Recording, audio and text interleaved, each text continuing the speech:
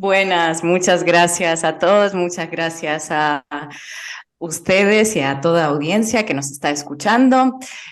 Bueno, sí, un año complicado. Hoy justo también lo escribí en mi canal de Telegram, que quién, o sea, es que yo pienso, ¿quién lo podría haber dicho hace un año a mí que un año después iba a estar viviendo en otro país, en otra ciudad, trabajando para otros proyectos?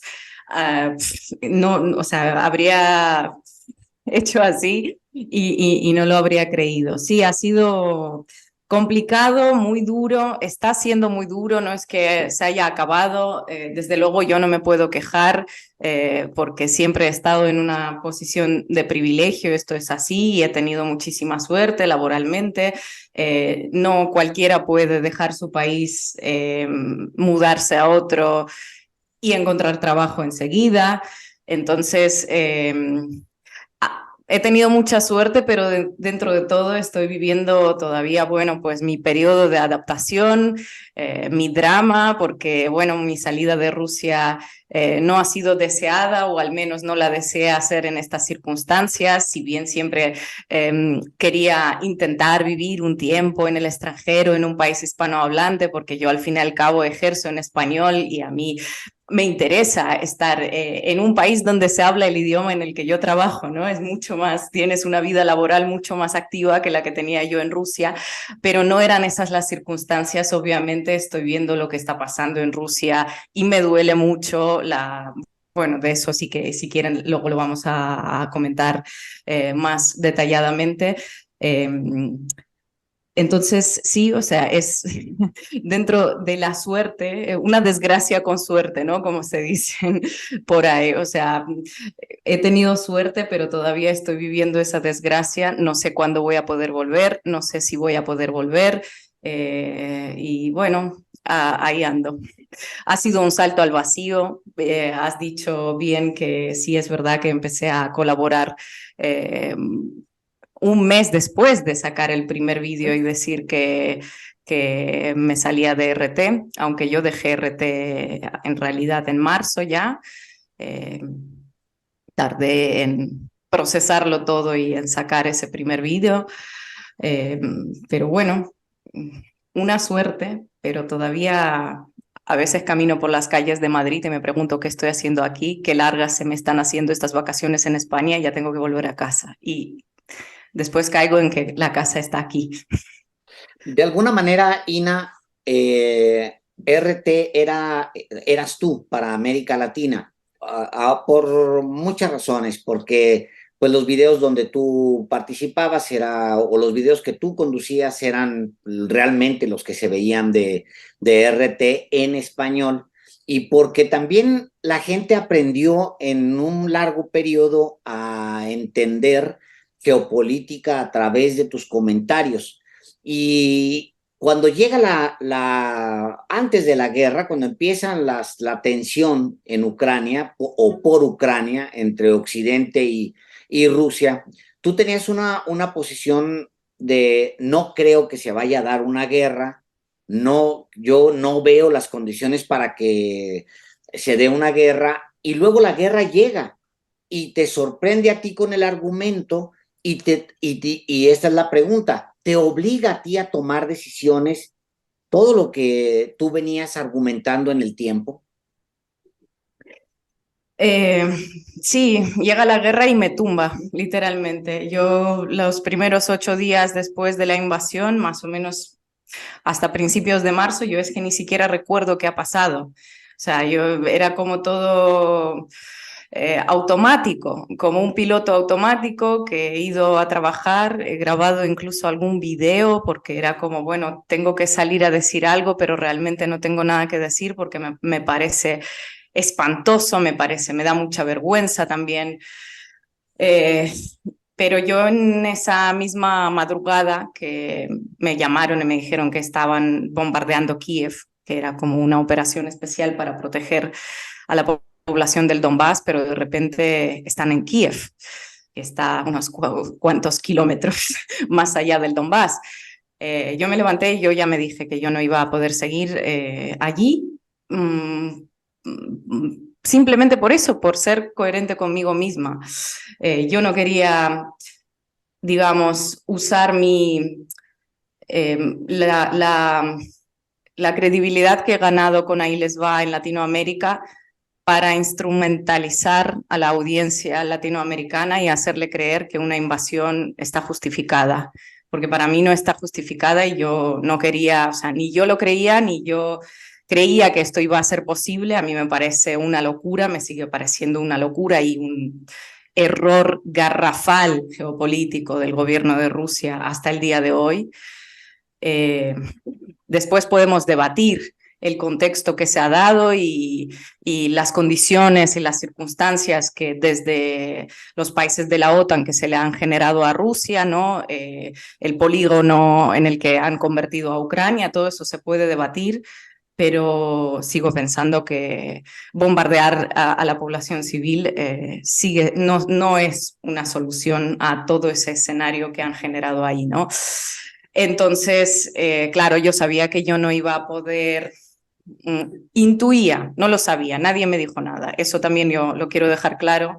Desde RT nadie me presionó ni me dijo nada, pero yo intuía que como era un canal estatal, un canal público, de un país que de repente ha decidido entrar en guerra, el canal se iba a dedicar pues a propaganda de guerra. Muchos excompañeros míos se ofenden cuando lo digo, que dicen que nos estás acusando de hacer propaganda de guerra, pero a mí me parece eh, que cada uno, desde su posición, tiene que tener el coraje para aceptar lo que se está haciendo, ¿no? Lo que haces trabajando en ciertos medios. Yo lo he aceptado ese día y decidí abandonarlo, hacer un salto del vacío y decir, yo no voy a hacerlo, yo no estoy dispuesta a hacerlo. Entonces, nada, o sea, me costó un mes para organizarlo todo y me he venido a España y ya está, ya, y así ha sido. Y sí, no creía que iba a ser posible, si no, no estaría haciendo no sé cuántos vídeos he hecho burlándome. Me tuve que replantear muchas cosas del formato de Ahí les va después, porque es verdad que he hecho muchos chistes sobre las informaciones que estaban apareciendo ahí por allá sobre octubre, noviembre. Es verdad que las informaciones de la inteligencia estadounidense han hecho mucho daño y era difícil creerles porque bueno, no acertaban ni una, pero esta vez sí acertaron y sí, creo que me equivoqué, bueno, diciéndole al público, intentando convencer a todos, porque yo estaba convencida, ¿no? Intentando convencer a todos de que esto no sería posible. Para mí fue un golpe durísimo. Y ante el golpe, y se toma decisiones, tomas la decisión, Ina, y, y hay consecuencias en todos los sentidos, profesionales, por supuesto, personales, porque finalmente tú vives en un país que aunque tienes identificación y porque tienes trabajo y la lengua, finalmente tus amigos, tu familia, tu patria está donde tú no estás. ¿Qué costos, no solamente económicos, que también son importantes, sino desde el punto de vista emocional, desde el punto de vista, digo, de patria mismo, has tenido que enfrentar? Bueno, lo que les he dicho, ¿no? Al principio, que no se ha dado en las circunstancias este cambio en las que yo he querido. Yo realmente estaba muy bien allí. A mí me gusta mucho mi ciudad. Eh, Moscú es una ciudad espectacular, tiene una oferta cultural tremenda. Yo estaba muy a gusto en el trabajo. Eh, entonces, dejar esta vida, o sea, tú lo has dicho, ¿no? O sea, el coste económico es eh, muy, es muy alto y yo no me da vergüenza hablar de eso, de ese coste económico, porque, bueno, es irracional, ¿no? Para cada uno dejarlo todo porque el gobierno de tu país decide iniciar algo que, bueno, ni siquiera estaban bombardeando Rusia, o sea, no empezó la guerra en Rusia. En Rusia todo sigue como si tú ves y si no sabes qué ha pasado, el ambiente es exactamente igual que el que podías haber visto hace un año, ¿no? Entonces, esa decisión desde luego ha sido irracional, pero yo simplemente sabía que yo no podría seguir ejerciendo. Es muy duro, es muy duro. Todos los días lo estoy pensando, estoy todo el rato con canales de YouTube, radio, escuchando noticias de allí, opinión. Echo mucho de menos poder hablar mi idioma así eh, cotidianamente, digamos, ¿no? Comprarte un café y pedírtelo en ruso, hablar con quien sea, con un dependiente en un supermercado, ¿no? Hacer mi vida en ese idioma, ver a tu madre por pantalla de teléfono. No sé, no me quiero victimizar porque mucha gente en el mundo tiene esa misma vida, hay muchos inmigrantes por el mundo, entonces estarán viviendo en la misma situación, ¿no? Pero claro, lo mío recién empieza y para mí es como lo más grave que me está pasando. Desde luego va a ser la experiencia que me va a marcar muchísimo en mi vida. Y también, bueno, está la otra parte que es la mayor radicalización de Rusia y el hecho de que Rusia esté en guerra, el hecho de que se hayan aprobado una serie de leyes que, por ejemplo, te castigan con penas de cárcel por la formulación exacta es desacreditación de las acciones de las Fuerzas Armadas, pero básicamente es una ley que se ha convertido para abrir casos penales contra la gente que está denunciando esta guerra. Entonces, yo al ser un personaje público, al ser periodista, cuando me preguntan sobre todo lo que está pasando y sobre todo lo que está haciendo Rusia en Ucrania, pues cada vez que abro la boca básicamente me arriesgo a que no pueda volver allí mientras siga esta ley vigente. Y por otro lado, también soy muy consciente de que no voy a poder volver ahí mientras esté el gobierno y mientras estén los medios de información que estén, que son absolutamente subordinadas al gobierno de Putin. Entonces, no voy a tener trabajo nunca y tengo todas las puertas cerradas al haber salido en medios en ruso como disidente. Es difícil. Entonces, sí, o sea, no solo es difícil estar lejos de tu país, es muy difícil ser consciente de que probablemente en un futuro próximo no vas a poder volver. Ina, es muy curioso lo que ha pasado, aun cuando la bruma empieza medianamente a disiparse, es muy curioso porque pues tú estás con un símbolo de la izquierda, trabajando ahora mismo con un símbolo de la izquierda española. Ubicábamos a Putin, Rusia por allá, pues caminando hacia las izquierdas, coqueteando con las izquierdas latinoamericanas, pero tú a su vez, donde encuentras refugio es con la izquierda española, lo cual, y bueno, está clarísimo que allá hacia el norte de México está ese imperio y conocemos los efectos de vivir junto a un imperio o dentro de un imperio o a costillas o a expensas de las decisiones que tome un imperio. Pero mi pregunta es, Ina, si es posible definir en qué lugar está parado Rusia en este momento. ¿Qué es Rusia políticamente? Ideológicamente, ¿no? Es una pregunta muy complicada por un lado y muy fácil por el otro. Yo diría que, bueno, en lo económico es absolutamente, es ultra neoliberal. Putin es un conservador de derechas que se va cada vez más a la ultraderecha y las élites que lo rodean son ultraconservadores de derechas. Hasta tal punto que, bueno, Dios está en la Constitución, la familia como unión entre hombre y mujer está en la Constitución, han cambiado la Constitución en 2020, en plena pandemia, se ha organizado un plebiscito que le surgía, evidentemente, ahora ya lo sabemos, ¿no? Porque tenían en mente esa guerra contra Ucrania, entonces, bueno, tenían que hacerlo. Es un estado ultra conservador.